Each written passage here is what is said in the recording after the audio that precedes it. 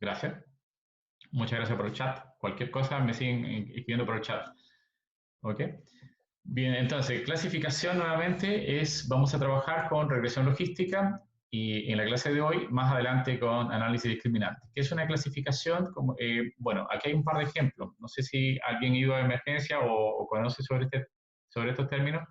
El triage, por ejemplo, si alguien llega a emergencia, en principio hay una persona que te toma los signos vitales y clasifica a la persona de acuerdo a 4 categorías, donde la primera categoría es algo así como estás casi al punto de morirte y la cuarta categoría te voy a dejar esperando durante más o menos 3 horas antes de atenderte. Eso es más o menos, entonces hay que capturar, de alguna forma clasificar a las personas que lleguen. Otra posible utilización es, por ejemplo, el servicio de banca. Uno quiere saber si hay una transacción que es fraudulenta o no. En principio, uno sabe que la persona que hace esa transacción tiene un estilo de compras, de alguna forma, tiene una dirección de IP determinada, si son compras por Internet, y hay una historia detrás.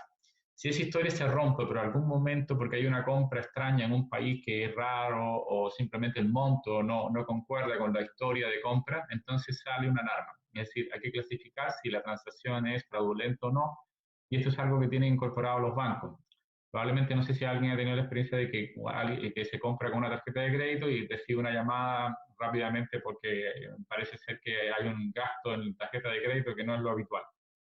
Entonces, para saber si la transacción es correcta o no. ¿Ok? Entonces, ese es un lugar donde el clasificador es muy útil. Otra de las cosas, por ejemplo, bueno, en partes que también se trabaja con secuencias de ADN y hay mutaciones que pueden ser favorables o no. Y la idea es qué tipo de mutación favorece ciertas cosas. Entonces, uno puede clasificar las enfermedades como mutaciones que causan enfermedad y mutaciones que no causan enfermedad. Entonces, nuevamente es un problema de clasificación. ¿Ok? Entonces, a diferencia, y repito, a diferencia de regresión, donde nosotros lo que hacemos es trabajar con una variable que es continua. Acá la variable que vamos a predecir no es continua. Vamos a formalizar esto un poquito más en la próxima transparencia. ¿Qué es lo que tenemos nosotros? En general, nosotros tenemos escribo acá, voy a un segundito. ¿Qué es lo que tenemos acá? Por lo general tenemos un segundo. Bien, esto que está acá es nuestra base de datos. Siempre tenemos unos datos que es una tabla de datos. Adicionalmente tenemos una columna que son las etiquetas, es decir, son todas nuestras variables predictoras y esta es nuestra variable target o variable que vamos a predecir. La diferencia con regresión es que ahora esta variable, la variable i, es una variable categórica. Entonces, y uno puede tomar valores sí o no, o rojo o verde, o rojo, verde, amarillo. También puede tener 3 valores, pero es categórica. Es decir, si vamos a usar una regresión logística, nuestra variable tiene que ser categórica. No podemos usar una regresión lineal común como la que estábamos haciendo anteriormente. Ok, entonces, si yo coloco toda esta fila en un vector, ese vector lo voy a llamar x1 y corresponde a la observación 1.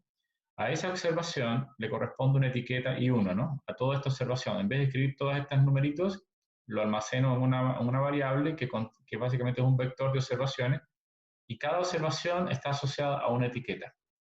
La etiqueta en general es, como le decía, es categórica, ¿ok?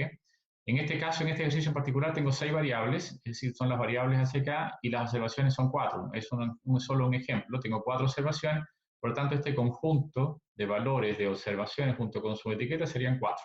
Y cada una de las variables es una variable que tiene P, digamos, P coordenadas. Las P coordenadas son las observaciones que están acá. Esas son las observaciones en principio. ¿Ok? Entonces, con eso se plantea un problema de clasificación. El problema de clasificación que está aquí abajo es el siguiente. Tenemos un número n de observaciones, ¿ok? El número de observaciones y tenemos p variables en particular. Para construir un clasificador, ¿qué hacemos? Tomamos nuestra data y la dividimos en 2 partes. En una parte que le vamos a denominar de entrenamiento y otra parte que le vamos a denominar de testing. Es decir, la data completa de esas n observaciones, por ejemplo, siempre por lo general, no siempre, pero tomamos el 70% de la data y la incorporamos dentro de un subconjunto de datos que le llamamos training. Y con este entrenamos, y esa es la jerga, entrenamos un clasificador. Es decir, usamos ese dato para generar un clasificador. Una vez que tenemos el clasificador o el modelo, lo probamos con nuestra data que nos quedó sin usar, para saber si efectivamente somos capaces de predecir las etiquetas correctamente de la data testing y saber cuánto nos vamos a equivocar en hacerlo. ¿Okay? Todas estas cosas van a tener más sentido cuando empecemos a hacer en la práctica, ¿no? Y esto es como la presentación inicial de lo que estamos hablando de clasificador. ¿Okay? Vamos a partir con ejemplos, ¿no? Y vamos a partir con un dataset que se llama default. Si ustedes tienen RStudio, en particular lo que van a poder hacer ahora es cargar la data defaults. Voy a cambiar un minuto nada más y después regreso a la presentación, pero para que se den cuenta de qué estoy hablando, ¿no? ¿Okay? Voy a entrar acá. Deben estar viendo RStudio y por favor ustedes coloquen su directorio de trabajo. ¿Ok? Lo voy a correr mi directorio de trabajo. En particular, voy a saber si efectivamente dónde estoy parado. Get Working Director. ¿Ok? Para saber dónde estoy. Y ustedes pueden copiar todo el script en particular para que les sirva de trabajo a ustedes, ¿ok? Para no tener que pasar trabajo. Entonces yo voy a copiar una parte del script. En principio lo que voy a hacer es cargar la data y yo voy a copiar el script, que también lo tengo en alguna parte. Un segundo. Lo copio para no perder el tiempo y para avanzar con esto. Un segundo. Ahora lo voy a pegar acá. Bien, ese es el script que ustedes pueden copiar directamente de arriba. Primero, lo que vamos a hacer es cargar la librería MAS, que es el que tiene el paquete. La librería MAS y la librería ISLR son dos librerías que contienen el paquete defaults. Entonces, llamamos a los datos que se llaman defaults y explico brevemente de qué se trata para poder seguir la pista. Okay, voy a cargar entonces mi librería y mis datos. ¿Okay? Okay. Y ahora voy a set head defaults. ¿Okay? Les explico brevemente qué significa esta data. Aquí está, abajo hice un head, este head que está acá, para poder entender qué es lo que significa la data. Bien, la data primeramente tiene nuestra variable acá, target, o nuestra variable i, es la variable defaults. ¿Qué es lo que tiene esta data? Básicamente tiene tres variables: estudiante, balance e income. Esto es una data que reunió el banco y que su objetivo es decir o predecir si un cliente va a caer en default, es decir, va a convertirse en un deudor en general. Las variables que anota son los income, es decir, los ingresos anuales. ¿Okay? Entonces, por ejemplo, el primer cliente no es un estudiante, tiene un ingreso de 44.361, etcétera, valores, o sea, al año, eso es lo que gana. Y el balance es lo que los gringos le dicen a lo que tú has usado en la tarjeta de crédito. Es decir, no eres un deudor porque estás usando la tarjeta de crédito, pero porque no has fallado o sea, porque has pagado todas tus cuotas normalmente. Y el balance es básicamente, quiere decir que este individuo está ocupando $729 en su tarjeta. Eso es lo que se llama el balance. Entiéndalo bien porque después es una variable que vamos a ocupar mucho, ¿no? Entonces, el default es que, bueno, este personaje no es un deudor, en principio. Entonces, yo tengo ahora, si ustedes se fijan, ahora hay alrededor de ¿cuántas observaciones? Hay 10.000 observaciones. Tengo 10.000 observaciones, es decir, 10.000 clientes de este banco con estas condiciones. Nuestro objetivo, en principio, es determinar, usando esta data, crear un modelo de inteligencia artificial, básicamente así se dice, aunque no tiene mucho de inteligente, pero bueno, en este caso el modelo va a ser regresión logística, que sea capaz de que si yo conozco a un cliente y le pregunto, ¿eres estudiante? Y marco. Le pregunto, verifico cuál es su balance y le pregunto su income. Y yo lo que quiero determinar es la probabilidad de que este cliente se vaya a convertir en un deudor. Y así puedo saber cuáles son mis clientes de riesgo o no, y hago una clasificación de riesgo de cliente. Entonces ese sería como el clasificador que vamos a tratar de construir. ¿Okay? regreso un momento, primero que nada, antes que nada, hagamos unas gráficas para determinar, repito, siempre como la historia o lo que vamos a repetir siempre con los datos es tratar de entender la data. Ya más o menos yo le expliqué en qué consistía, pero ahora vamos a hacer algunas gráficas breves para tratar de entenderlo un poquito mejor. La primera gráfica vamos a usar ggplot para usar con la data defaults. Vamos a escribir balance e income. Lo de arriba está comentado, pueden usarlo o no, digamos, eso no es, pero hagamos el ggplot mejor. Entonces, con eso voy a tener una gráfica, claro, por supuesto, tengo que cargarlo, si no lo... Un segundo. ¿Ya? Ok. Entonces, tenemos una gráfica, cuando aparezca, que son estos puntos medio extraños y que son complicados. Por un lado tengo el income es el ingreso, y por otro lado tengo el balance, aquí abajo en la horizontal. Si ustedes se fijan, los puntos rojos corresponden a personas que no caen en defaults. Y los puntitos verdes son personas que sí caen en default, o sea, se convierten en deudores. Ustedes ven que, por ejemplo, la variable balance, mirando el diagrama de dispersión, que es lo primero que uno hace en principio, la variable balance tiene que acá al principio, perdón, acá al principio me doy cuenta de que, por ejemplo, toda esta primera parte está más coloreada de rojo que de verde, ¿no? Primero me doy cuenta de que, por supuesto, hay menos deudores y hay menos deudores, disculpen, y menos personas que no se convierten en deudores, que son los rojos, ¿no? No son deudores.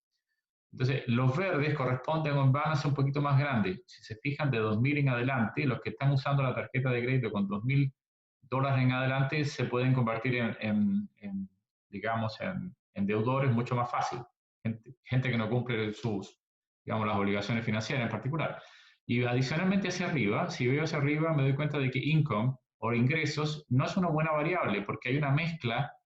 Es decir, para un mismo nivel de income, por ejemplo, 40.000, hay muchos de todo tipo, ¿no? Hay todo rojo y se mezcla todo. O sea, mirando por una vertical no hay una diferencia, pero mirando por la horizontal sí hay una diferencia.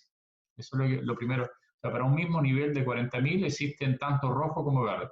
Pero si miro el balance hacia arriba, vertical, de forma vertical, me doy cuenta que hay una especie de línea que entre los dos que separa lo verde de lo rojo. Por supuesto, hay verdes y rojos mezclados acá, pero hay una tendencia de que balance es una mejor variable que income. Entonces, mi primera conclusión, a partir de una gráfica y sin hacer ningún análisis, es que mi variable income es mejor que la variable balance. ¿Ok?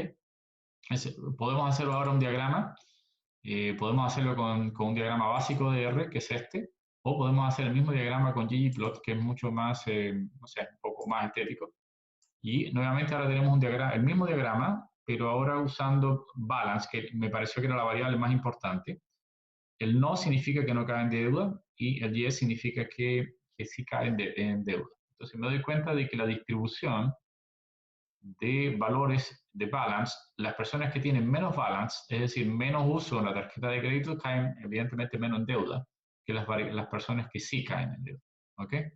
Entonces, eso es lo que vemos a partir de la gráfica y efectivamente confirmamos un poquito que nuestra variable sí es, la variable balance es una de las mejores variables en particular. ¿Ok? Entonces, eso es lo que tenemos a partir de la gráfica. Podemos mejorar la gráfica. Aquí hay otra forma usando ahora Plotly, que me permite hacer visualizaciones un poquito mejor en algunos casos. Vamos a hacer esa visualización. La voy a correr Plotly. Y ahora hacemos la gráfica. Entonces, esta es una gráfica que es un poquito más interactiva, entre comillas, ¿no? Voy a tratar se ve acá la gráfica, ¿no? Entonces, el gráfico de Plotly es lo mismo, son las mismas dos cajas, pero adicionalmente me plotea todas las observaciones, los puntos, ¿no? Con deudas, estos son personas que tienen deuda, y estas son personas que no tienen deuda. Y adicionalmente, si me paro en la caja, veo todos los cuartiles determinados, cuartil número 1, cuartil número 3, y tengo todos los datos asociados a la caja. ¿Okay? Ustedes les pueden hacer un zoom y en el zoom se va a ver mejor. Yo no lo hago porque igual no van a verlo ustedes porque yo no comparto esa nueva ventana, solo la ventana que estoy mostrando ahora. ¿Okay? Entonces, aquí efectivamente es mucho más interactivo el programa. ¿Okay? Entonces, eso es lo que vamos a tener. Ok, esos son bueno, puedo mejorar un poquito. Voy a hacer un ggplot nuevamente con el mismo. A ver, esta opción de tener puntitos acá se llama jitter. Esto que está acá, jitter. Esa es la opción. Entonces aquí estoy usando jitter, 0.5, si ustedes cambian esto, se vuelve más ancho o no qué sé yo, la imagen se vuelve más ancha y esto es la ubicación, menos 1.8 para que esté del lado izquierdo. Si colocan más 1.8, estos puntitos aparecen del otro lado. O sea, yo les pido que jueguen un rato con las opciones acá, si quieren verlo, y cambien las opciones para que se den cuenta que la imagen puede cambiar, pueden cambiar los colores. Estas cosas que están en verdes acá son los códigos de colores. Pueden cambiar los códigos de colores. En realidad hay una página donde ustedes escriben códigos de colores hexadecimal y pueden cambiar los colores. Es decir, pueden modificar la imagen de mejor manera para hacer un buen informe o algo por el estilo, ¿no? ¿Ok? De hecho, vamos a tratar un gráfico más. Es un poco medio extraño el gráfico en principio. Vamos si y demora, parece ser. Este es gráfico nuevamente. Usando ggplot, parece como que estoy viendo, ¿no? Entonces, a partir de acá, lo que descubrimos es que hay menos puntos, menos personas que caen en defaults que las personas que no caen en defaults. Entonces, aquí hay harto. Y adicionalmente vemos que las personas que tienen menos balance están más abajo. A pesar de que a una misma línea hay tantas personas como del otro, la mayor concentración está por debajo de los niveles de la mediana de las personas que sí caen en defaults. Ok, ustedes van a seguir con R y con la presentación. Yo voy a pasar a la presentación. En la presentación vamos a ir haciendo algunos modelos y ustedes los van corriendo con lo que viene, lo van corriendo directamente en R. Voy a volverme un momentito a la presentación, ok, para ir explicando mejor el tema. Ok, esto que mostré acá son más o menos los gráficos parecidos, los gráficos que le estaba mostrando con R, ¿no? La idea de, si yo coloco default, no y sí, el balance es una mejor que el default, es una mejor que el income. ¿Ok? Eso es lo que estamos viendo acá. Voy a mostrar acá, o sea, lo que vemos acá es un diagrama correspondiente a la variable income y veo que las dos cajas son muy parecidas, están a un mismo nivel, comparativamente con balance, que las dos cajas son distintas. Eso es lo que acabamos de ver también en R. Y este gráfico también lo tenemos en R, pero hecho con ggplot. Aquí es un poquito distinto. ¿Okay? Bien, vamos ahora a entrar al tema del modelo. Yo quiero modelar esto. Hasta ahí llegó nuestra, digamos, estudio. Repito, un poquito pesado repetir las cosas, pero más o menos la siguiente. Si yo tengo un conjunto de datos, lo primero que hago es limpiarlo. Lo segundo que hago es plotearlo, es decir, visualizo la data. Y lo tercero que hago es esto, es tratar de hacer un modelo. Y en particular ahora voy a construir un modelo de regresión logística. ¿Qué es lo que es? Y ahora explico de qué se trata ese modelo de regresión logística. Ya, en principio, voy a modelar la variable respuesta, que en este caso, en el conjunto de datos defaults, es una variable que corresponde a sí o no. Es decir, ¿es un deudor o no es un deudor? Eso es lo que hace la variable respuesta. Tengo tres tipos de datos, el income, el estudiante y el balance. Esas son mis variables predictoras o predictivas. ¿Okay? Bien, ¿qué es lo que hace la regresión logística? No predice sí o no. Lo que predice es la probabilidad condicional de caer en defaults, es decir, de que tú seas un deudor, dado que yo tengo cierto balance en principio. Si voy a utilizar más variables, aquí debo escribir más variables. Hagamos un primer modelo, ya que descubrimos que balance es una muy buena variable. Vamos a usar el modelo simplemente con balance. ¿Ok? Bien, entonces vamos a usarla con balance. Y lo que va a determinar, repito, ahora no vamos a determinar directamente el valor de la i, porque el valor de la i es sí o no. Lo que vamos a determinar es probabilidades. Vamos a saber es decir, repito, es una probabilidad condicional de tener un deudor, dado que hay una cierta característica o cierto número de balance. Brevemente, para no tener que escribir todo esto, uno puede escribir simplemente probabilidad dependiente del balance, para no escribir esto, porque uno lo que está calculando es justamente la probabilidad de caer en defecto, o sea, caer en deuda, y lo que vamos a determinar es el P-balance. Habitualmente uno dice lo siguiente, asume esto. Uno asume que si esa probabilidad es mayor a 0,5, entonces básicamente la persona caerá digamos, en deuda. Pero esto es un criterio manejable, digamos. Si el banco es un poco restrictivo, basta con que su probabilidad sea mayor a 0,1. O sea, yo puedo jugar con este umbral. el umbral para el cual yo puedo decir que una persona va a caer o no en defaults. Básicamente, yo puedo, si es bastante conservativo el banco, basta con 0,1. Es decir, yo calculo mi probabilidad en mi modelo, introduzco las características del individuo, y si mi modelo me arroja 0,1, yo puedo decir, tengo poco dinero en el banco, no se lo voy a prestar, o estoy en unas condiciones muy complicadas en el banco, entonces disminuyo mi umbral para clasificar a un tipo peligroso en el sentido, o un tipo complicado que puede no devolver la plata. ¿Okay? Eso es, repito, estoy usando de ejemplo, pero en general va a ser así en todos los demás predictores. ¿Okay? Bien, ¿qué podría hacer? ¿Qué puedo hacer? Primero, puedo hacer una predicción. Puedo hacer una predicción usando variables, o sea, puedo usar una regresión lineal. ¿Por qué no podría usar una regresión lineal? Para calcular probabilidades. Probabilidad es una variable continua. Por lo tanto, no es una variable de tipo categórica y yo podría en principio usar una regresión lineal. ¿Por qué no me quedo con una regresión lineal? Bueno, básicamente no me quedo con la regresión lineal por una cosa importante. En este pedazo de acá, lo que estoy haciendo acá, en este pedacito que estoy haciendo, esta cosa, vamos a borrarlo, está muy horrible. Segundo. O sea, lo que estoy indicando acá es que si yo utilizo una regresión de este tipo, en principio puede darse el caso de que mi probabilidad se vuelva negativa.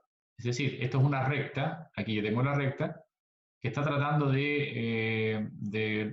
digamos, de pasar por todos los puntos. Aquí los puntos tienen dos valores nada más, que es 0 o 1, ¿no? Donde 0 significa no caer en default y 1 significa en caer en default. Entonces yo voy a trazar la mejor recta posible que pase por esos puntos, usando mínimos cuadrados. Y esta es la recta. No se ve muy bien, en principio la recta no estima muy bien, o sea, esto no sería un buen modelo. Y adicionalmente tiene el problema de que puede ocurrir de que mi modelo dé valores negativos, y eso no sería una probabilidad. ¿Ok? Entonces, en lugar de usar este modelo, vamos a usar este otro modelo que está acá. Este modelo tiene una garantía, y es que sus valores van a estar siempre entre 0 y 1. Entonces, ¿para qué usamos este modelo? Que se parece un poco al lineal arriba, pero tiene un exponencial y 1 más el exponencial. Primero, esto va a ser siempre menor o igual que 1, y va a ser igual a 1 casi en el infinito, ¿no? Cuando este valor sea muy grande. ¿Ok? ¿Ya? Para que en general se dan cuenta de que si este valor es muy grande, el 1 comparado con el valor no significa nada, y este 1 se elimina y significa que es 1 el valor. Quiere decir que y además tiene la garantía de que esto va a ser siempre positivo y siempre va a ser mayor que 0. Por lo tanto, yo podría aproximar una probabilidad por una función de este tipo.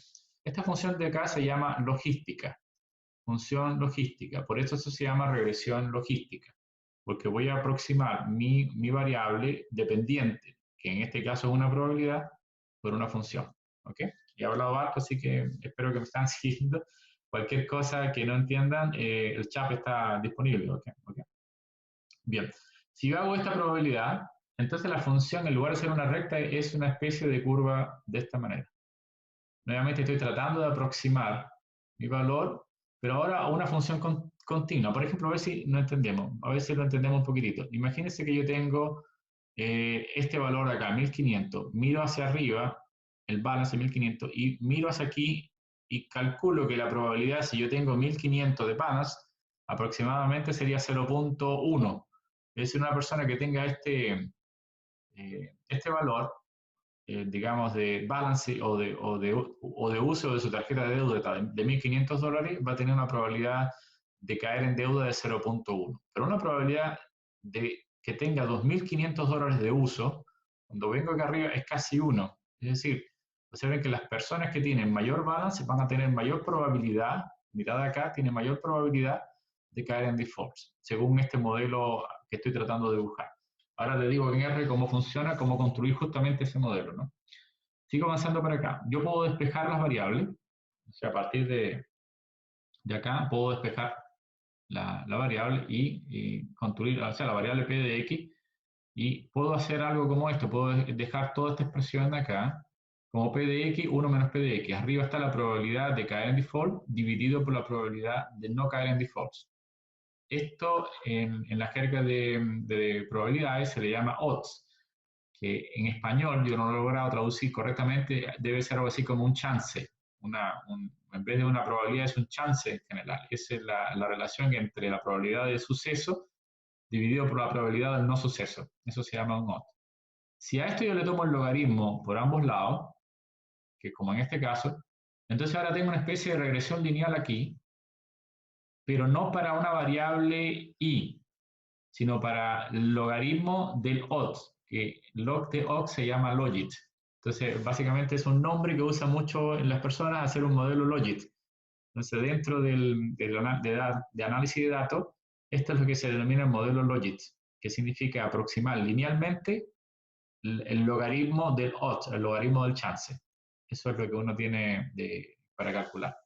Entonces, nuestro objetivo ahora sería determinar el coeficiente beta 0 y beta 1 usando mínimos cuadrados. No, aquí tenemos otra posibilidad de hacerlo. Pero antes de decirle cómo determinar los coeficientes beta 0 y beta 1, para construir un modelo. O sea, ¿en qué consiste construir el modelo? Consiste en encontrar beta 0 y beta 1. Eso es lo que consiste construir el modelo.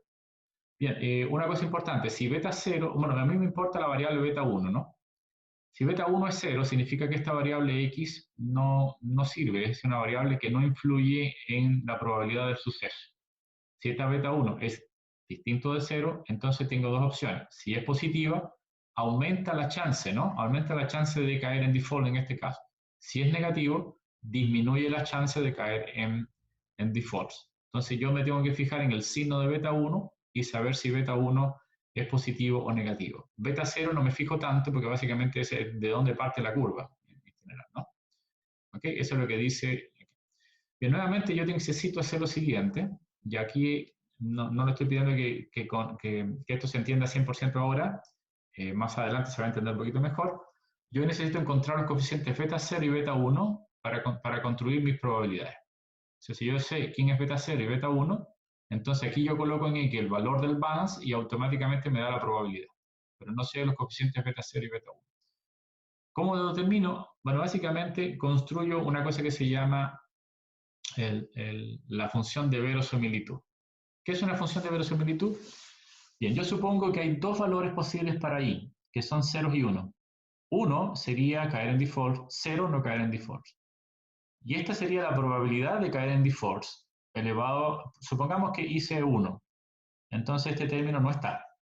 Y solamente estaría este término de acá, ¿no? Ok, voy a escribir. Bien, supongamos que si I es igual a 1, entonces este término sería la probabilidad de caer en default.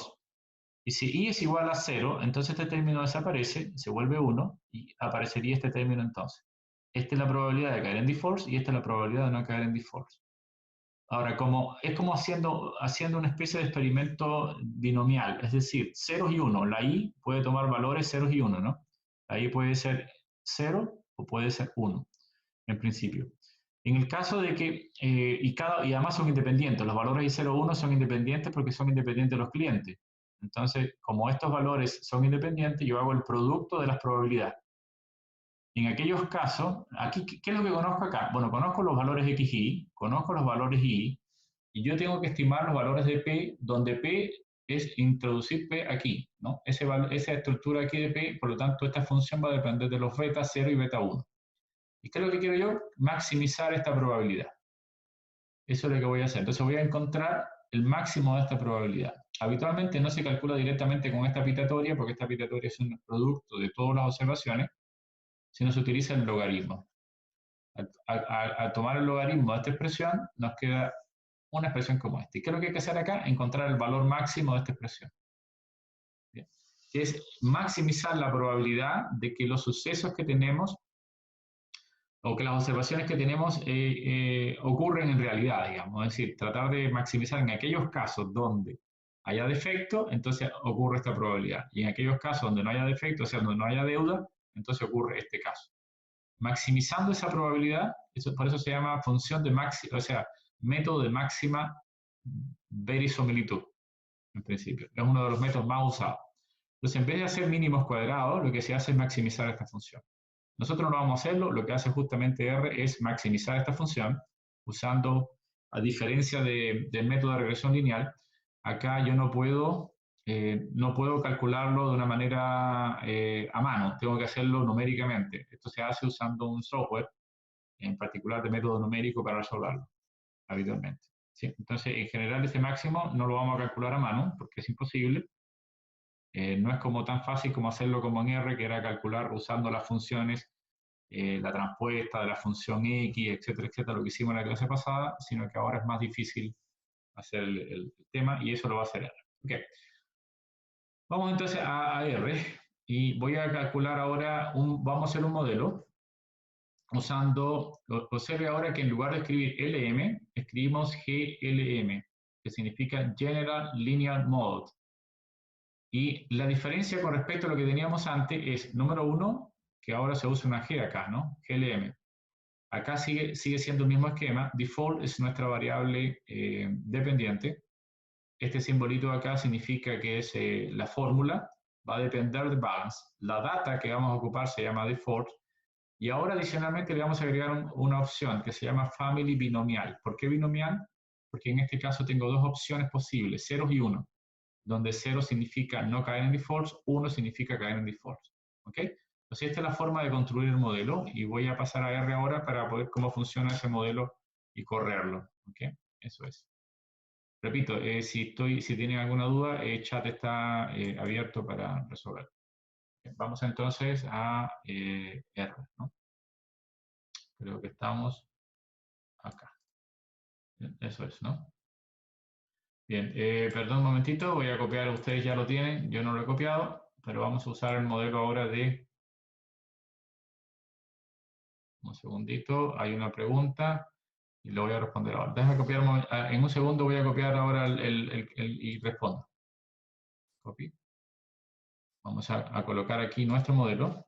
Voy a empezar a hacer el modelo. Voy a achicar un poquito la imagen, porque ahora vamos a correr modelos. ¿Veis? Ya. Pregunta, pero no, este modelo no calcula la probabilidad por lo de family, ok, sí, calcula la probabilidad, correcto, sí, efectivamente va a calcular la probabilidad y dónde está el modelo y ahora le explico con detalle cómo lo hace. Okay. Bien, este es lo que teníamos escrito en la presentación. Nuestro modelo va a ocupar GLM, la variable dependiente es defaults, la variable independiente es balance, la data se llama defaults con mayúscula y family es para indicar que la variable dependiente, sí, la variable defaults va a tener dos valores posibles, 0 y 1. ¿Okay? Y se llama entonces binomial, por eso la familia binomial. Ahora, eso es 0 o 1, ¿por qué? Porque va a calcular la probabilidad de ser 0 y la probabilidad de ser 1. Por eso le aclaramos que eso es lo que va a calcular acá. Bien, corramos el modelo y expliquemos con detalle los resultados, ¿no? O sea, primero corremos el modelo. Ahí está, es muy sencillo y rápido de correr. Si ustedes tienen ayuda sobre GLM, cómo funciona y sus opciones, aquí pueden escribirlo. Y vamos a hacer un sumario. Fíjense que el sumario se parece bastante, vamos a abrir un poco más acá. El sumario se parece bastante a lo que teníamos en regresión lineal. ¿Ok? Entonces, ¿qué es lo que calcula el modelo? Sí, la probabilidad de ser 1. Eso es lo que calcula. Y por supuesto, 1 menos la probabilidad de ser 1 es la probabilidad de ser 0. Entonces, lo que está calculando el modelo es eso, justamente. Veamos qué es lo que calcula, qué es lo que tenemos acá. Bueno, el intersecto no me fijo tanto. Voy a fijar básicamente en el balance que está acá.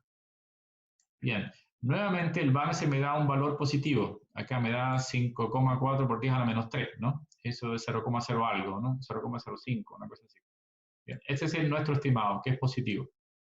Eso implica, la primera cosa es que el balance influye positivamente en la probabilidad de caer en defaults. Es decir, si yo tengo un balance positivo alto, entonces la probabilidad crece. Adicionalmente me doy cuenta de que este número es realmente distinto de 0.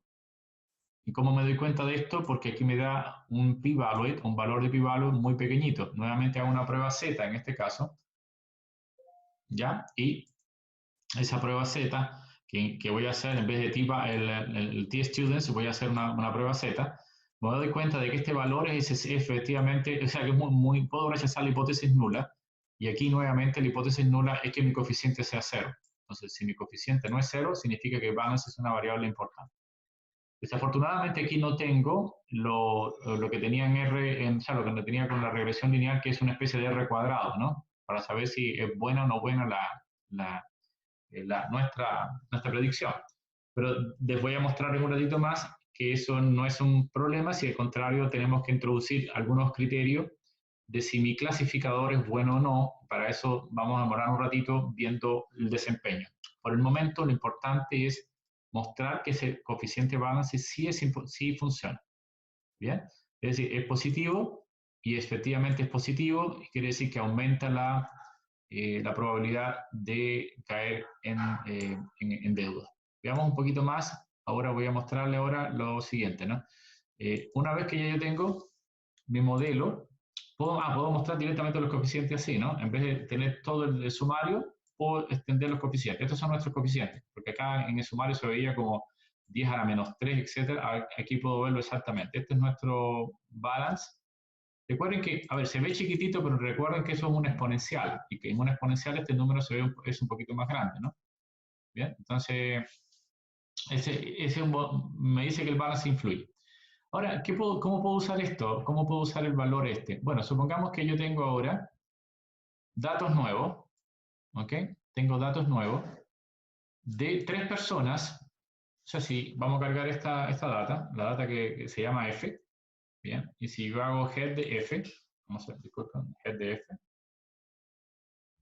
F, ¿qué es lo que es eso? Son datos nuevos. Es decir, vienen 3 personas, una que tiene la tarjeta de crédito tiene 1000 ocupada, otra persona tiene 2000 ocupada y tiene 3000 ocupados dentro de su tarjeta de crédito. Según nuestro modelo, vamos a predecir la probabilidad para estos 3 individuos de ser o no deudores o de que se conviertan en deudores. Es decir, nuevamente, supongamos que ya yo entrené mi modelo, que fue lo que hicimos acá. ¿Qué significa entrenar un modelo? Esto. El hacer esto significa entrenar mi modelo. ¿Y qué significa entrenarlo? Encontrar los coeficientes, en particular en este caso beta 1, solamente tenemos un solo coeficiente. Pero ahora vamos a hacer la misma gráfica, pero con todo o con muchos más coeficientes. No con muchos más, sino con el resto de las variables. Bueno, en principio ya hicimos nuestro modelo. Ahora apliquémoslo. ¿Cómo lo aplicamos? Usando nuevamente nuestro comando predict. ¿Ok? Primero, repito, introducimos nuevos datos. Esos son nuevos individuos que no fueron usados para construir el modelo, solamente son individuos nuevos que llegaron con estos defaults. Y entonces llegan al banco y el banco verifica cuánto tiene de deuda en su tarjeta de crédito, se lo pasa al modelo y ahora el modelo le va a dar la respuesta de si estos clientes van a caer o no en defaults. ¿Cómo lo sé? Usando Predict. Entonces, ¿qué hago con Predict? Nuestro modelo se llama LM-Fit, ¿no? Entonces, ocupo Predict con mi modelo aplicado sobre la nueva data F, y esto es nuevo, esta es una opción que se llama response. Response significa probabilidad, o sea que nuestra respuesta nos dé las probabilidades, o sea que nos diga cuál es la probabilidad de caer en deuda. Entonces justamente eso es lo que hacemos, ¿no? Entonces esa información la vamos a guardar en un vector que se llama glmprop, que tiene las probabilidades, ¿no? Este es nuestro modelo. Bien, entonces corremos ahora y explicamos detalles. Ya, esto es un modelo, evidentemente, disculpen, esto es un vector, y estos son los primeros coeficientes, es decir, este es para 1000, para 2000, etcétera, y abrámoslo uno por uno. ¿Qué significa? Que el primer cliente que tiene $1000 en The Balance tiene una probabilidad muy pequeña de caer en default, prácticamente cero. Este hombre sí le puedo considerar que va a ser un buen cliente, en primer caso. ¿Qué pasa con el segundo caso que tiene 2000, no? ¿Ok? En el segundo caso que tiene 2000, veamos, cargamos la probabilidad y ya nos damos cuenta que es casi 0,6 la probabilidad. Quiere decir que las personas que tienen $2000 dentro de su balance o de uso de su tarjeta de crédito, eso tiene una alta probabilidad de caer en default. Y finalmente el último, si yo hago el modelo, hago principio, este tiene una probabilidad casi 1 de caer en default, por lo tanto el tercer cliente que tiene 3000 de uso de su tarjeta de deuda, no es muy conveniente que digamos, no es un buen cliente. Está garantizado que este señor va a caer en default sí o sí. Ese es nuestro resultado.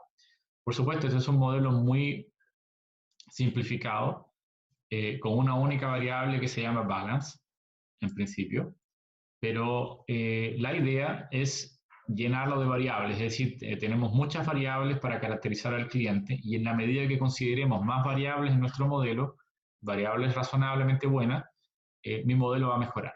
Este es un modelo que tienen en principio todos los bancos, o sea, los bancos tienen su modelo como este y cuando le cobran a alguien así como gastos operacionales para ver si te doy el crédito o no, simplemente que el modelo ya lo tienen listo, introducen los datos de la persona y ven la probabilidad de fuga, la probabilidad de caer en defecto o no, de caer en general. Entonces, con él, pues solamente por correr el modelo ya el banco te cobra en principio, ¿no? Si va a tocarte un crédito, en principio. Eso es una de las cosas que hacen los bancos. Y esos modelos están construidos, evidentemente es un modelo muy extra simplificado, solamente para mostrar la técnica, pero es un modelo que funciona bastante bien. ¿Okay? Ahora vamos a complicar un poquito más el modelo y lo vamos a usar después en un caso real, en general. ¿Okay? Bien, no sé si se va entendiendo. Ahora vamos a hacer el mismo modelo, pero vamos a usar una variable ahora distinta. La variable distinta es ser estudiante. ¿Dónde está? ¿Tengo? ¿No tengo? Relación. Ok, un segundo. Bien, eso es lo que vamos a hacer. Vamos a correr un nuevo modelo, pero vamos a usar una nueva variable. Vamos a usar la variable estudiante. Estudiante solo puede tener dos valores, ¿sí? Que sea sí o no, ¿no? Eso es lo que es. Si eres estudiante o no eres estudiante. Bien. Entonces corramos un modelo nuevamente. Este es otro modelo, que yo le llamo LM Fit Students, que ahora no tiene aquí balance, lo que tiene es ese estudiante. Corremos el modelo, es muy sencillo de correr, en realidad solamente hay que, y ahí corremos según el modelo. Ahora vamos a suponer que tengo dos individuos, uno es estudiante y el otro no es estudiante, y vamos a predecir el modelo que recién acabamos de hacer sobre la nueva data, ¿no? Eso es lo que tenemos que hacer. Por supuesto, aquí podemos analizar, hacer un sumario, vamos a hacer un sumario antes de correr un sumario de nuestro modelo lm.fit, ¿no? Fit Students, y vemos que dice el modelo. ¿Bien? Acá nuevamente vemos que en vez de elegir la variable students, elige la variable student yes. Significa que tomó como referencia la variable student 0, es decir, no. Bien, según esto, el coeficiente aquí es positivo. Bien, la variable student yes significa que si es 1 es yes y si es 0 significa que es no. Eso es lo que significa, por eso eligió solo una variable y no las dos posibilidades, ser estudiante o no estudiante. Bien, lo primero que nos damos cuenta de que la variable es positiva, es decir, es un índice positivo, por lo tanto contribuye al crecimiento de la probabilidad de caer en defecto. Y este número que está acá también es muy pequeñito, significa que efectivamente este número lo puedo considerar distinto de 0. ¿Qué es lo que nos dice el modelo? Nos dice que ser estudiante es un peligro para caer digamos, en deuda. O sea, los estudiantes son clientes con más deuda. Y por lo tanto, o sea, que se pueden convertir rápidamente en deuda. O sea, contribuyen positivamente. Eso es lo que es en general. Bien. Ok, nosotros en principio podemos calcular ahora nuestro modelo, que no es muy bueno porque tiene una sola variable, la única variable se llama students, y vamos a correr el modelo. Lo corremos ahora con probabilidades, con el predict, con los nuevos modelos, con los nuevos datos. Y tenemos, tengo que calcularlo primero acá, y ahora sí. Y ahora hagamos estudios. Nos da que para los dos estudiantes, fíjense que al principio, en principio, el valor este es positivo, ese valor es positivo, y efectivamente ser estudiante contribuye a crecer la probabilidad. Pero si se fijan, los valores de probabilidad obtenidos son todos muy bajitos. 0.04 cuando no eres estudiante y 0.02 si eres, disculpen, si eres estudiante 0.04 y aproximadamente el doble, o sea, este es el doble de más grande que este, pero siguen siendo probabilidades pequeñas. Es decir, este modelo no me predice correctamente si ser estudiante es una complicación o no. Solo me dice que ser estudiante tengo más probabilidad, pero no mucha más probabilidad. No sé si me hago entender, pero en general el modelo no me está arrojando muy buenas probabilidades en principio. Solo me dice que una es más grande que la otra, y una es el doble que la otra, casi el doble. 0,04 es el doble que 0.02. Más o menos 0.03, no casi el doble, pero por lo menos es bastante grande comparado con este. Es decir, ser estudiante contribuye a caer en defaults, pero no es definitivo dentro de mi modelo. ¿Okay? Bien. Ahora corramos un modelo con las dos variables, con estudiantes, con todas las variables, disculpen, con students, balance y income, las tres variables conjuntas. Fíjense que tienen la misma estructura, exactamente la misma estructura de una regresión lineal. La única diferencia aquí, en general, consiste, o las únicas dos diferencias, es, tengo una G delante para indicar que eso es General Linear Models, y tengo que aclarar que la familia es binomial porque mi variable es binaria, ceros y uno. ¿Ok? Entonces ahora corremos, también en lugar de escribir esto, podría haber escrito un puntito, ¿no? Que eso implica considerar todas las variables. Bien, ahora corremos el modelo con todo, con todas nuestras variables, ¿ok? Vamos a los coeficientes, y aquí tenemos los coeficientes, ¿sí? Y ahí tenemos los coeficientes. Segundo. Y ahí tenemos los coeficientes. ¿Ok? Tenemos, ahora vamos a hacer lo siguiente, vamos a correr nuestro modelo todos, vamos a correrlo con nuevos datos, es decir, vamos a fabricar un individuo que tenga, dos individuos, que tenga uno un balance de 1500 y otro un balance de 40.000. Uno que es estudiante y otro que no es estudiante, y corramos esto como nuevos datos. Si hacemos un head de new,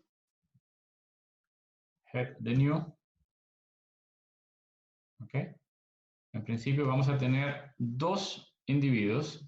Imagínense que llegan o que el banco investigue estos dos individuos. Me doy cuenta de que un individuo tiene 1500 dentro de su tarjeta de crédito. Es estudiante y tiene un income de 50.000 al año. Este es un buen estudiante con un income de 50.000. Esos son datos inventados, evidentemente, ¿no? Y ahora tengo un individuo que tiene un balance de 40.000. No es estudiante, pero tiene 20.000 de income al año, de ingresos al año. ¿Ok? Vamos a pasarle estos dos individuos y vamos a preguntarles por las probabilidades de caer en default o no a nuestro modelo. ¿Cómo lo hacemos esto? Usando predict. Entonces, usamos el modelo todos, aplicado sobre nuestra nueva data, y le pedimos el response, es decir, la probabilidad. Y eso es lo que hacemos. Tomamos el modelo, ¿ok? Y ahora vamos a ver lo que nos predijo. Nos predijo dos probabilidades, ¿no? La primera probabilidad es 0.05, ¿ok? Es decir, el primer individuo tiene 1500, es estudiante y tiene este income, por lo tanto la probabilidad de caer en default es muy baja, a pesar de ser estudiante, ¿no? Esa es la idea. Y este individuo no es estudiante, pero tiene un balance gigantesco de 40.000, digamos. Está debiendo, esto, claro, esos son datos inventados, ¿no? En principio, ¿no? Entonces este hombre, evidentemente, con ese balance tiene una probabilidad 1 de caer en defecto. Este es un individuo ya que ya sabemos que es un deudor nato en principio, ¿ok? No sé si se va entendiendo el modelo, cómo va funcionando. ¿Hasta ahí? ¿Se entiende, no? Ok. Estoy esperando a ver si hay algún chat para continuar. Un segundo más. Si no hay ninguna duda hasta ahora, hasta el momento, ok, se entiende, estupendo. Entonces vamos a continuar con el mismo modelo. Voy a ahora aclarar algunas cosas. Vamos a continuar con el modelo, pero ahora usando Predict para tratar, usando el segundo modelo, si vayan a Canvas y bajen el segundo ejemplo para continuar usando el modelo en digamos, situaciones un poquito más complicadas o datos más complicados. Vamos a tratar de predecir los índices bursátiles, en el sentido de predecir si, dado que yo conozco, es más, antes de hablar sobre eso, lo primero que les pido es que vayan a Canvas, voy a cambiar un poquito para que bajen la data. No la data, sino el ejemplo. Voy a entrar a cambiar un poco a Canvas para indicarle cuál es. Y para no hablar en el aire, vamos a... ¿Dónde estamos? Disculpen. ¿Dónde estoy? Acá. Bien. Ok. Vamos a entrar ahora a otro ejercicio donde vamos a ver o vamos a tratar este ejercicio. Tiene que bajarse el ejemplo 7.4 que es aplicado sobre el dataset SmartMarket. Bien. Bájenlo ustedes, cópienlo. Yo voy a hacer lo mismo, voy a copiarlo rápidamente y vamos a a tratar de entender en un caso más sofisticado, que es como tratar de predecir si el índice bursátil del día de hoy va a crecer o va a bajar en dependencia de la historia de ese índice en general. ¿Ok? Ese es predecir la bolsa, que sería como el objetivo fundamental de mucha gente. Si yo logro predecir lo que va a pasar en los fondos, por ejemplo, de pensiones, qué sé yo, sería fantástico, ¿no? Entonces vamos a ver si este modelo de regresión logística algún aporte nos puede hacer respecto a eso, ¿no? ¿Okay? Entonces vamos entonces vamos entonces al modelo. Me voy a salir acá, voy a compartir nuevamente R y voy a copiar yo mismo todo eso que está ahí. Ok, vamos entonces. Comparto el R, nos habíamos quedado acá y déjenme copiar también el código para avanzar. Bien, códigos para avanzar.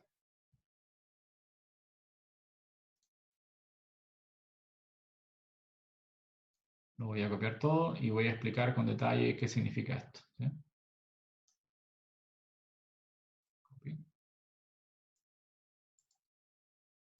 Bien, ahora sí. Copiamos el código y ahora explico en detalle qué es esto. ¿Sí? No, la data Smart cárguenla así, es decir, viene incluida dentro de, no hay que descargarla. Si ustedes hacen el library más y el ISLR, si cargan estas dos librerías, también está presente el SmartKit. O sea, solamente tienen que llamarlo Data SmartKit. ¿Ok? Haciendo eso, ya no tienen que descargarla, ya está guardada dentro de esos paquetes y lo vamos a correr, ¿no? Bien, ese es el SmartKit. No necesitan cargarla, solamente tienen que cargar las librerías. ¿Bien? En el otro ejercicio, en el ejercicio que está arriba en Canvas, sí tienen que descargar la data, pero en este caso no, son dos ejemplos que estoy poniendo de cómo se usa y los dos están contenidos en los paquetes. O sea, por eso no tengo problema. ¿Ok? Eso es. Bien, entonces ahí le doy un tiempecito para que bajen la data y copien. Y les indico.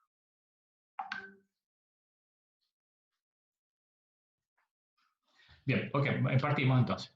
Le explico qué significa en principio. Ok, primero este es Headless Market y acá está la dirección.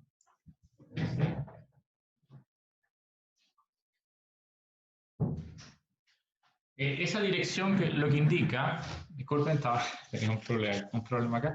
Ya, esa dirección nos indica, tiene dos opciones, up y down. ¿Qué es lo que significa eso? Si el índice bursátil va a crecer o no va a crecer en el día. Eso es lo que significa el up and down. Antes de que comience el día, yo quiero saber si el índice, en este caso, está hecho para hay un índice en el Dow Jones, esto está hecho para el Dow Jones en Estados Unidos, y quiero saber si ese índice va a crecer o no va a crecer en el día, en principio. ¿Qué es lo que cuáles son mis variables? Lag 1 significa, por supuesto, esos son datos antiguos, son datos que para el 2001, pero podemos hacer y descargar la data actual también, ¿no? En particular, esto es un ejemplo y vamos a hacerlo para el año 2001. De 2001 en adelante, hasta 2005 tengo datos, hay datos acá y partimos con 2001. Ok, la primera variable se llama lag 1. Lag 1 es algo así como un día antes. Este fue el índice un día antes. O sea, o digamos, ¿cuánto creció un día antes? Esto cuánto disminuyó hace 2 días, porque tiene un signo menos, ¿no? Esto lo que ocurrió hace 3 días, lo que ocurrió hace 4 días, 5 días, etcétera, etcétera, etcétera. ¿Ya? Esto es en el año y estos son los días del año, ¿no? O sea, hacia abajo, ¿ok? En principio, lo que ocurrió cada día. En el particular tengo 1250, si ustedes se fijan, son 1250 observaciones que hay dentro de nuestra data. Nuestro objetivo es dividir la data ahora en dos partes. Una data que vamos a hacer ahora, que es, un segundo, los años, tomarlos todos los años antes del año 2005 y ver si toda esa historia que teníamos antes del 2005 no podemos predecir lo que va a ocurrir en el 2005, en algún día en particular del 2005. Repito, estos son datos un poquito atrasados, pero en general uno puede hacer la descarga idéntica en lo que ocurre en la bolsa, ¿no? En particular vamos a trabajar ahora con un ejemplo nada más, ¿ok? Bien, repito, las variables lag1, lag2, lag3, etcétera, lag4 son los valores de crecimiento del índice en los 5 días anteriores. El volumen fue lo que se transó en general, ¿no? El volumen fue, ¿cuál es el volumen transado en el día anterior? Y este es el volumen transado en el día de hoy, ¿ok? Entonces esto, repito, esto fue, nos indica que dado estos volúmenes y dado estas variables en general, lo que ocurrió ese día es que creció el índice. Por ejemplo, dado estos días, volumen, etcétera, en 2001, dado estas variables, ese día decreció el índice. Yo tengo una historia de cuánto crece y cuánto decrece. ¿Ok? En principio, si yo soy capaz de saber antes de que comience el día cuál es up y cuál es down, yo puedo tomar alguna decisión respecto a acciones que puedo comprar o no en general, y sería fantástico tener una herramienta como esta, ¿no? Algo que me pueda predecir qué va a ocurrir con la bolsa en el día o con los índices bursátiles. O sea, no solamente se lo aplicaría a Dow Jones, se lo aplicaría a cualquier otra acción en principio, colocando un número suficiente de variables aquí, ¿no? Bien. Ahora, el número de variables acá se fija únicamente en qué cosa, en los volúmenes transados y adicionalmente en si creció o no creció el índice en los 5 días anteriores. No sé si se entendió el Smarket, y ahora vamos a tratar de correr nuestro modelo. Bien. Bien, nuestro modelo sigue siendo escribiendo GLM, de la dirección es que tengo dos valores posibles, ¿no? Up y down. Por lo tanto, ahora voy a calcular cuál es la probabilidad de que sea up, ¿ya? De que la variable sea up, dado que yo tengo todas estas variables antes. Eso es lo que vamos a construir con nuestro modelo. Es decir, vamos a agregarle volumen, qué sé yo, y la única cosa que no lo voy a agregar es today. ¿Por qué? Porque today va a indicarme ya rápidamente si creció o no creció, o sea, si va a ser up o down. ¿Sí? ¿Entiendes? Entonces, si es negativo va a ser no, y si lo demás va a ser positivo. Entonces, no lo voy a agregarle today tampoco dentro de la variable, porque esa variable haría la diferencia, ¿no? Porque justamente es lo que quiero saber yo, qué pasa en el día, ¿no? ¿Ok? Entonces voy a agregarle todos los demás, volumen transado y todos los demás, y voy a calcular. Nuestra data se llama Smarket, familia binomial, y es el mismo esquema para correr. Volvemos a correr el modelo ahora. Entonces, les pido que ustedes lo corran y veamos un sumario. Y el sumario va a ser decisivo, en particular. Veamos el sumario. Mirando el sumario del modelo, veamos lo siguiente. Primero, lag1 negativo, el lag2 es negativo, este va a ser positivo y el volumen va a ser positivo. Pero me fijo algo importante en los valores, 0.145. Quiere decir que este número yo exactamente no sabría si es 0 o no. ¿Por qué? Porque me dice estadísticamente no es significativamente 0. Ya hizo la prueba y me dice que ese número no es. Y lo mismo pasa para el resto. Es decir, ninguna de estas variables en principio va a influir en up y down, literalmente. ¿Ok? ¿Para qué estoy corriendo ese modelo? Para mostrar que efectivamente no puedo predecir la bolsa, porque si pudiera predecir la bolsa, definitivamente no estaría yo aquí dándole clase a ustedes, ¿no? Estaría en otro lugar si puedo predecir la bolsa. Por lo tanto, lo que quiero indicar es que este modelo lo corrí simplemente para saber si funcionaba. Ahora, ¿cómo me doy cuenta? Supongamos que yo soy empeñoso y digo, ya, pero esto voy a tratar de predecir, igual como el modelo, a pesar de que digamos, esto me está indicando de que estos números no son significativos, por lo tanto, cada variable esta no es significativa. Bien, entonces, pero voy a insistir. Vamos a insistir, entonces vamos a correr en los modelos. Aquí están los coeficientes, primero. El sumario con los coeficientes únicamente, ahí están todos los coeficientes, los sumarios con el coeficiente nada más. Y ahora voy a hacer lo siguiente. Voy a tomar LMFIT y voy a usar la predicción usando LMFIT. Y si no escribo aquí nada, si no escribo new data, va a ser la predicción sobre los mismos datos que usé para predecir. No sé si me logro entender, ¿no? O sea, aquí, en principio, en los otros predict que estábamos usando acá, siempre usábamos el modelo aplicado sobre new data. Si yo no coloco esto, acá, como en este caso no estoy colocando new data, ¿dónde estamos? Disculpen, me adelanté un poco. Aquí no coloqué predict, el nombre del modelo, y no aclaré que tendríamos new data. Solamente lo va a usar sobre los mismos datos que teníamos antes. Y les voy a pedir las probabilidades. ¿Para qué hago eso? Simplemente para comprobar si efectivamente predice o no predice correctamente los mismos datos que usé. ¿Okay? Entonces hagamos eso. Voy a correr el predict.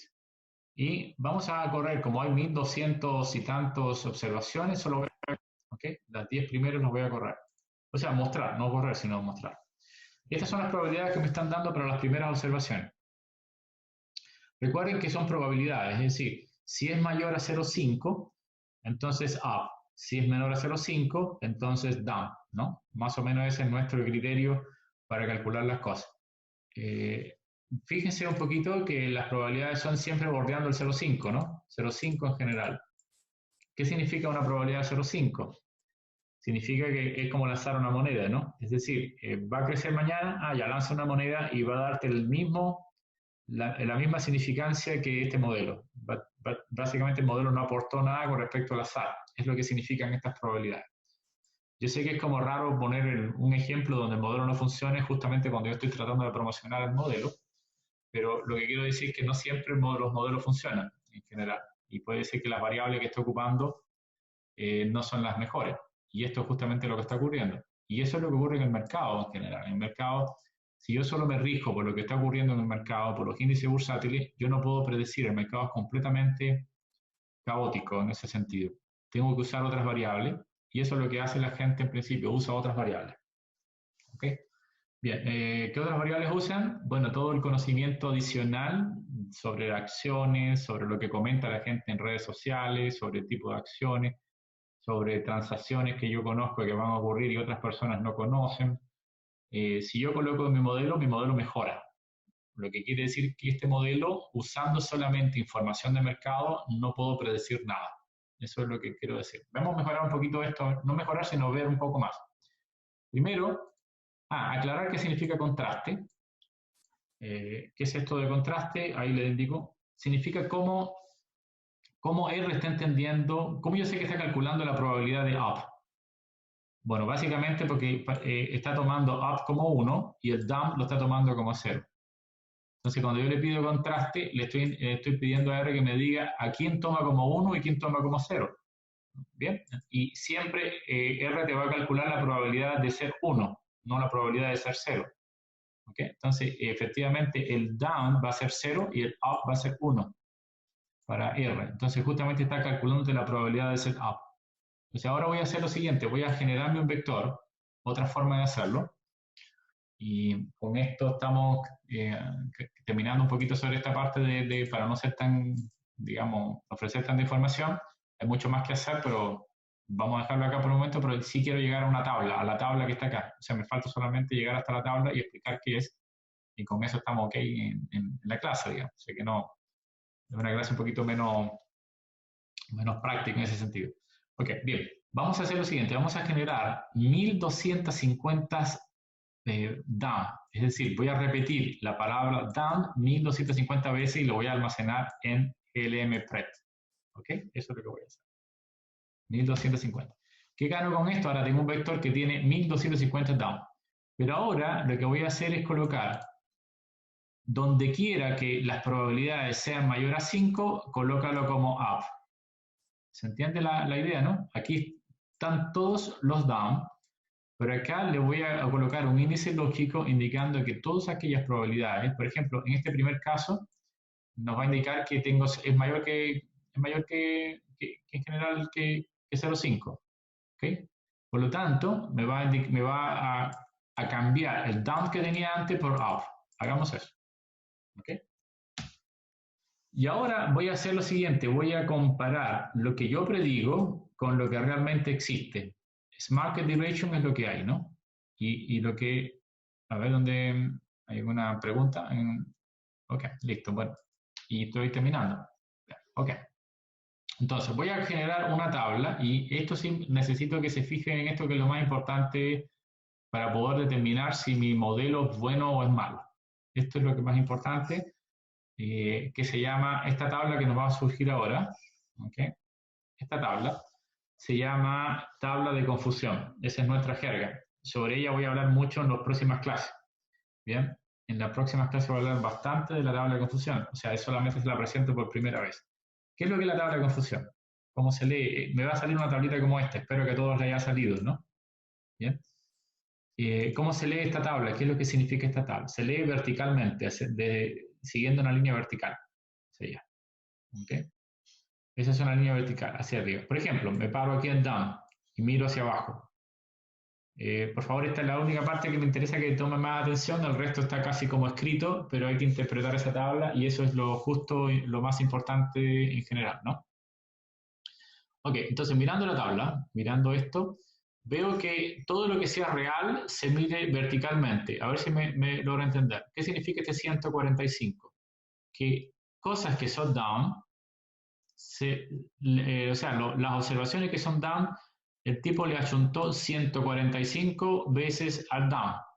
O sea, repito, lo real es lo que está vertical y lo que está al lado es lo que se predice, ¿no?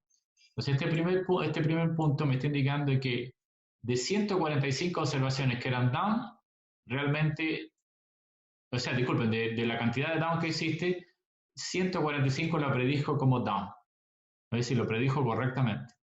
Pero 457 que eran down, la predijo como up. Es decir, se equivocó 457 veces. Por supuesto, no predijo nada, se equivocó más de lo que predice, ¿no? ¿Se entendió, no? Eso es la idea. Ok, el up en particular.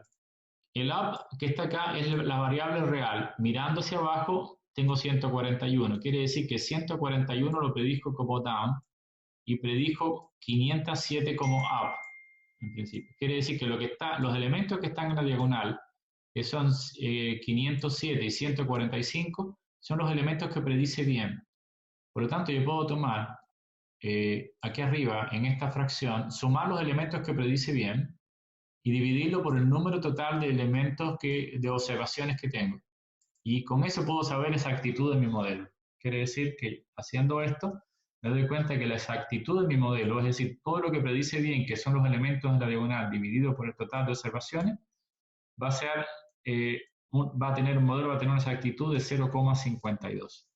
Entonces, lo que estoy indicando es que el modelo, para ser bueno, tiene que estar alrededor del 0,7 para arriba aproximadamente. Es decir, que me prediga el 70% bien, por lo menos.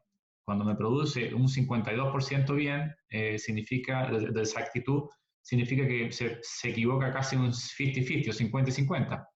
Por lo tanto, eso es un mal modelo. Es decir, una forma para determinar si mi modelo está funcionando es midiendo la exactitud o en inglés, como se le dice, la accuracy, ¿no? Entonces, esto es básicamente lo que uno necesita medir inicialmente en el modelo. Después vamos a mostrar que existen muchas otras métricas para poder medir si mi modelo es bueno. Otra forma de medir es, en vez de escribir acá esto, puedo calcular el valor medio de las veces que este signo, hay dos signos iguales. Entonces voy a ver las veces que coincide mi predicción con la observación. Entonces calculando tiene que dar el mismo valor. Es una forma de calcular también. En vez de escribir estos numeritos directamente, le puedo pedir a R que calcule el valor medio de todas las veces que coincidieron. Por lo tanto me da 0,52 en más. En pocas palabras, yo lo voy a dejar acá porque ya no tenemos mucho más. Ya usted ahora, lo que viene ahora es dividir nuestra data en train y testing. ¿Okay? Nuestra data es toma todos los años que sean menores que 2005 y tratar de predecir lo que viene después. Entonces, vean esto ustedes solo, este pedazo de acá, y traten de, con esta información, de resolver el ejercicio que está dejado como tarea. O sea, en realidad no vale, no tiene un valor, o sea, me refiero de que no tiene nota, pero sería fantástico porque ese es el tipo de ejercicio que van a salir después en las demás preguntas. ¿Ok? Bien, entonces, no sé si me entendieron hasta el final porque fue un poquito como más rápido, pero debo dejarlo acá. Si hay alguna duda, me pueden decir por el chat. ¿Ok? ¿Ok o no? Bien, parece que no tengo más en el chat, ¿o sí? ¿Ok? Sí, ¿qué significa? ¿Hay duda o no hay duda? Un segundo, voy a... Ok, no hay duda, me parece muy bien. Es decir, que si le hago un control ahora, está intensa la materia. Ok, sí, es cierto. Voy a repetirla, no se preocupen, voy a repetir cosas con este tema, porque lleva un par de semanas más por lo menos trabajando con el tema de predicción. Disculpen si está intensa la materia, es así el tema, pero si se fijan, muchos de los códigos, ustedes no tienen que memorizar los códigos, solo entenderlos bien. para que esto funcione. ¿Ok? A ver, muestro un momentito la cámara para despedirnos y eso. ¿Ok? Bien, chicos, cualquier cosa, chao, nos vemos en la próxima clase. Recuerden el sábado enviar la tarea. Eso, exactamente. Chao, chao. Nos vemos entonces.